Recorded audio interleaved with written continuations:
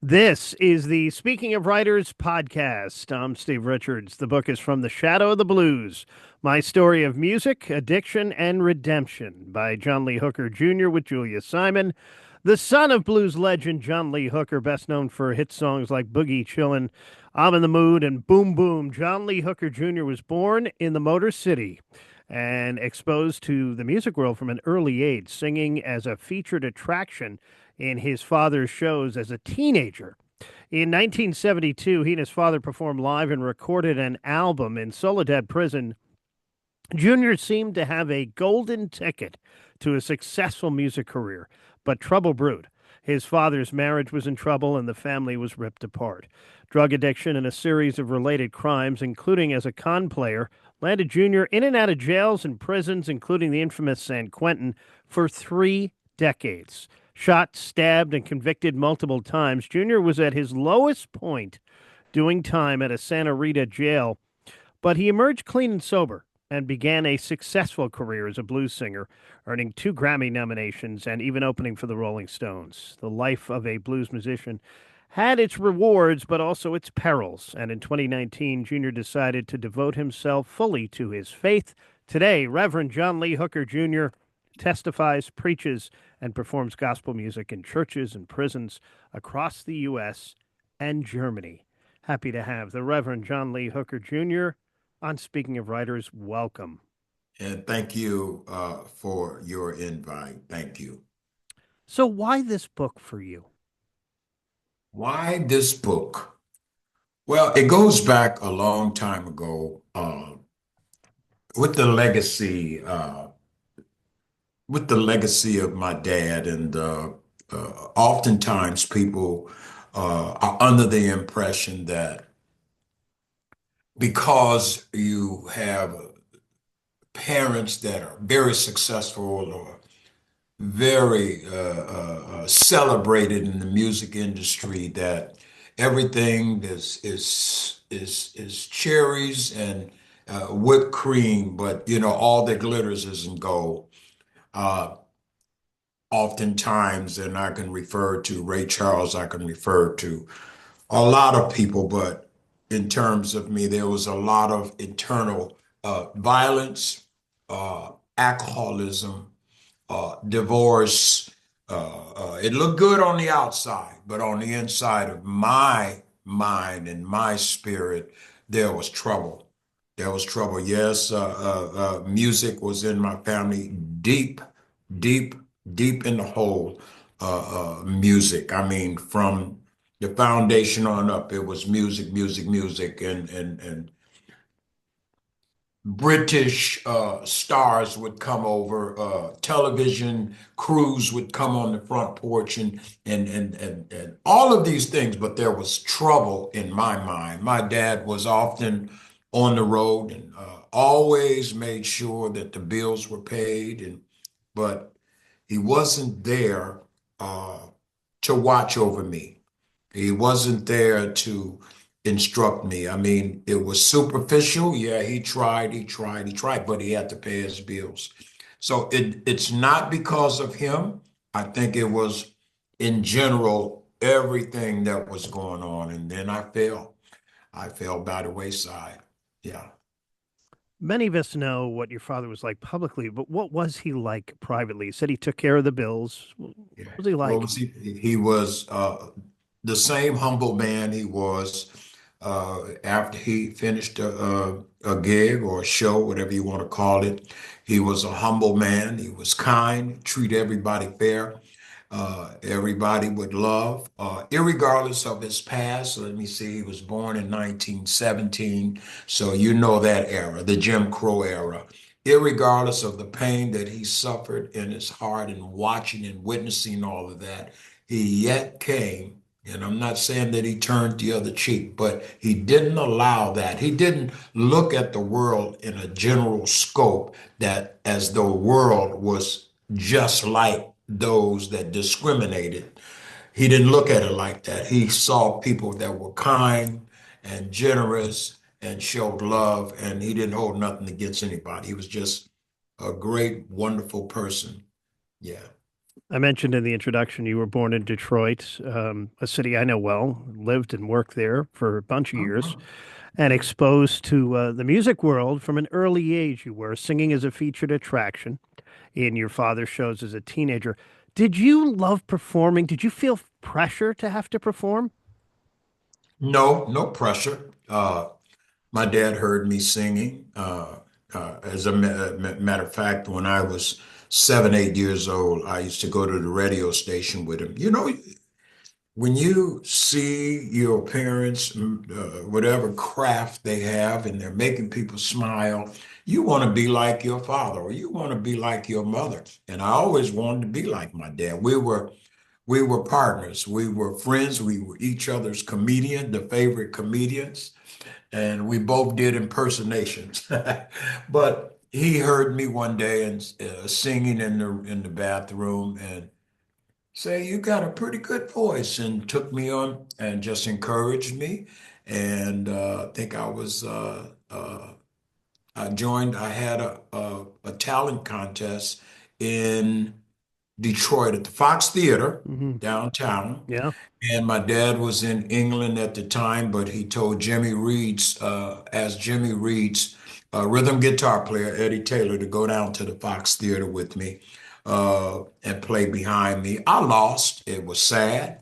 At 13, I went to Motown on West Grand Boulevard, Hmm. where he started. And a young boy by the name of Larry Jeter and another young boy joined me as a trio, and we sang. And he said, "Show me what you got." My mother took us down there, and he says, "Well, instead of hurting our and breaking our hearts," he says, "Well, when you finish school, come back and let's try it again." But we could see through that. We knew that we didn't make it. But I kept going, and my dad kept encouraging me and come on and go with me. So we hit the road together in Canada and little places. And radio, one of his that I remember as a kid was him going to these coffee shops, just intimate settings and just telling his story. And I was on the job training. I was on the job, and I took those experiences with me and grew up with them and used them. And that's how I became successful with two Grammy, yeah, as you mentioned, two Grammy nominations, a Lifetime Achievement Award and whatnot. And yeah, that's what he taught me. In 72, you and your father performed live and recorded an album in California's Soledad Prison. What was that experience like? I laugh because that was one of the reasons why people kept encouraging me. You gotta tell this story. My manager, Ron Trep, you gotta tell this story. People in the church, you gotta tell that story. Uh, it was surreal, and I had just recently got released from Jackson Prison to Cassidy Lake Prison.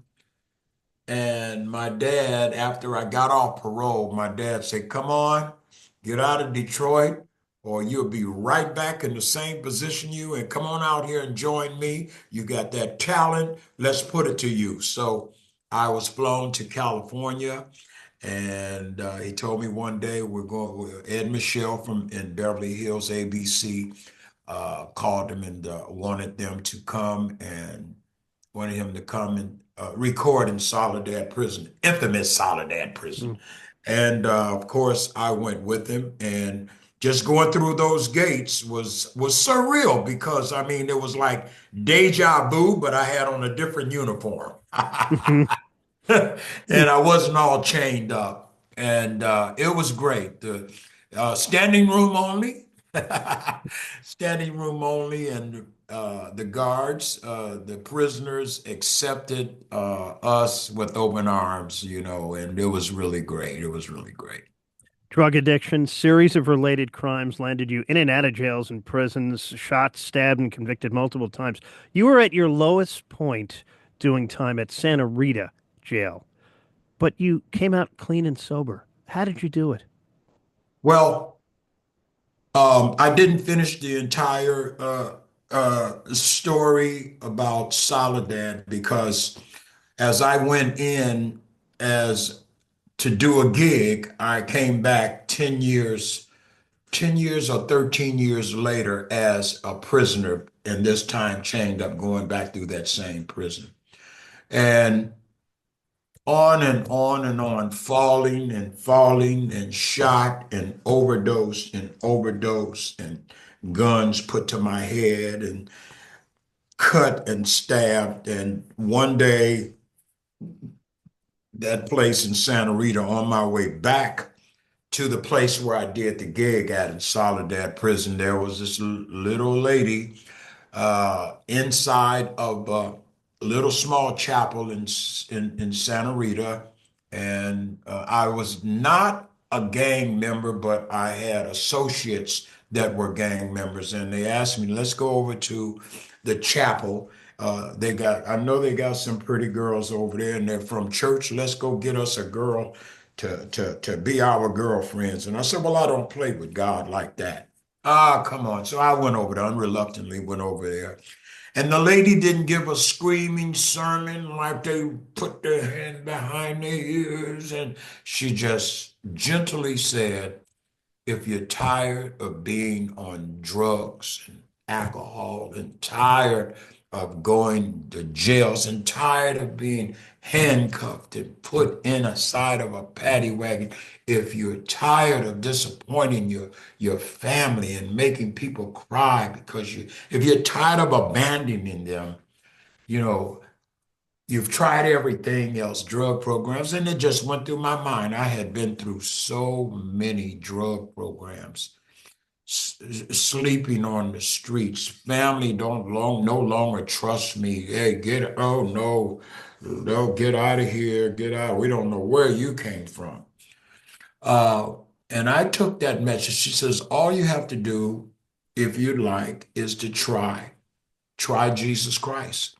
He has the power to take that chain off of you that keeps you coming through these doors in Santa Rita in prisons. And that was a message that was so simple but yet powerful. And I stood up, and the gang members looked at me, and I walked up, and she asked me my name. I told her my name, and she said, "Do you believe?" And I said, "I certainly do believe that Jesus Christ is the Son of God."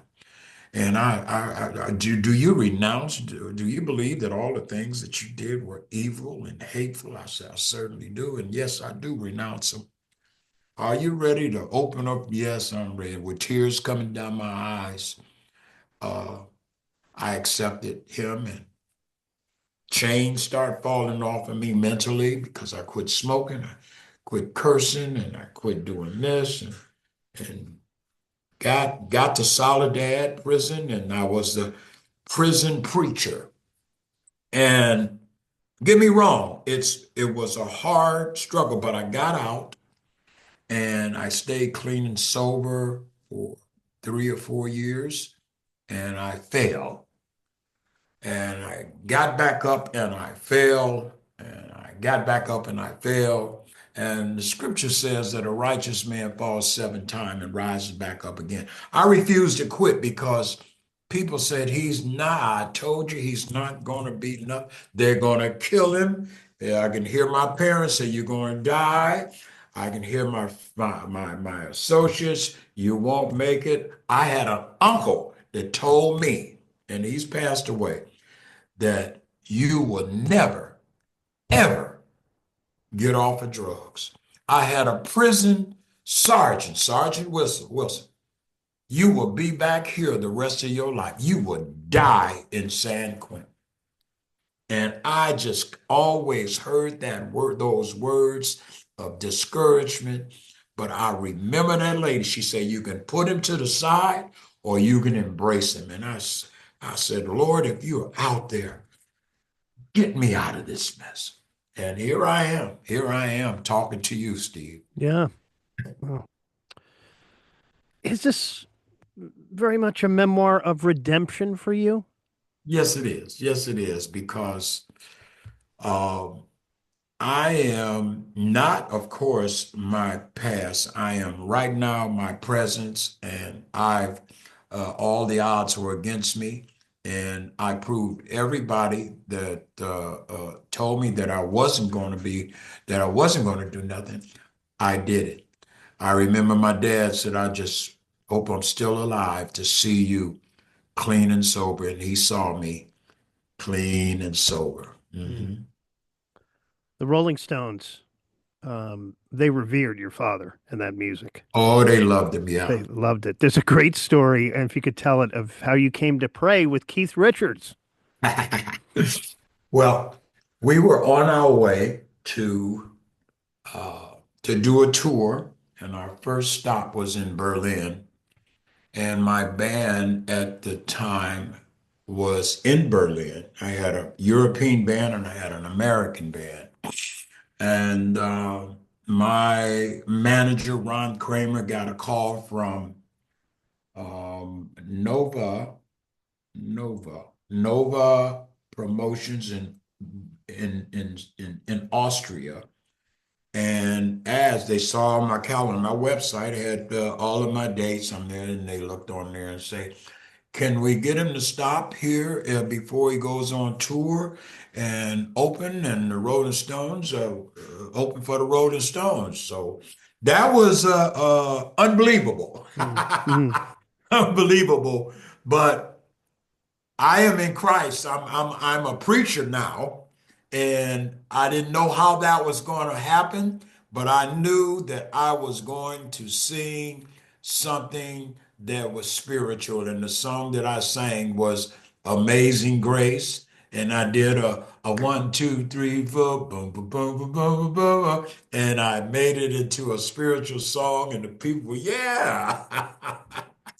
And right before I went on stage, I had a photo of my dad and Keith Richards in my briefcase. And I said, if I ever get to see this guy, and I wasn't going to knock on the door, I wasn't going to be no groupie. Hey, where is he? Can I see him? Can he? You know. But we were in the cafeteria here. Well, of course, he heard that we were here because they had to get permission. They had to tell their managers to get Junior Hooker. So I was in the cafeteria, and the assistant came over and said, "Hello, Mr. Hooker. Keith would like to see you." I said, "What? Come on, old boy." And walked around there, and Keith was laid back like that. And when I walked in, he says, "By Joe, there's Junior Hooker. You look just like your papa." Have a seat, old boy. And he kept putting his arms around me, just hugging me. Like, wow. It was wonderful. Um, I showed him the photo of my dad. I didn't know if I was going to get a chance to show it to him, but I showed it to him. I remember that. I even got in his jacuzzi, and me and a girl, don't tell nobody. We were whispering, me and a girl. And his wife was over in the corner somewhere. And we just had a big party. Some girls and some guys, and we were in the jacuzzi. Your dad didn't get in. He was scared to get in the water. And and just told all these great stories. And by Jove, we saw your name on the list, and we just wanted to pull you. Said, "No way!" And here you are. I hear you are. I hear you are a prison chaplain. Also, you go into prisons and you sing and you preach, and it was just a great meeting. And I knew it was time for them to get ready, and it was time for me to get ready. And I asked at the last, before, while we taking pictures, they was taking pictures and filming. And I asked them, could I pray for them? Because they were going to go on the road further. And so was I. And he said, "You know what, by Joe Jr., I think I need some prayer. And we all held hands and prayed, and it was just beautiful meeting because he said, "Now, if we ever need you again, I know where to find you in prison." So and yeah, and you know the story. They've allowed us to put their pictures along with. They got a picture of you probably already know this picture of him and my dad, the one that I took to him and showed him. And there's a picture of me and Keith, and then there's a picture of me and the whole group, the Rolling Stones. And they gave me permission to do that, and that was like what? Yep, they did it. Yeah, yeah. Oh, that's great. All right, so you released your first album, Blues with a Vengeance, in 2004, nominated for a Grammy Award, and won the W.C. Handy Award for Debut Artist. Your third album, All Odds Against Me, released in 2008, that also received a Grammy nomination. Any new music on the horizon for you? Yes, yes, yes. We just opened 2019 or 20. We released my first gospel album, and it's got the same beat, beat, beat, move your head, move your shoulders. Still got the same beat, but I'm not singing about me and my baby got drunk last night. I am singing about encouragement. I'm testifying in my music and I'm making stuff rhyme. And people say, wow, that's nice. And that won a couple of awards. Then I just released a single uh, last year in July called Running for Jesus.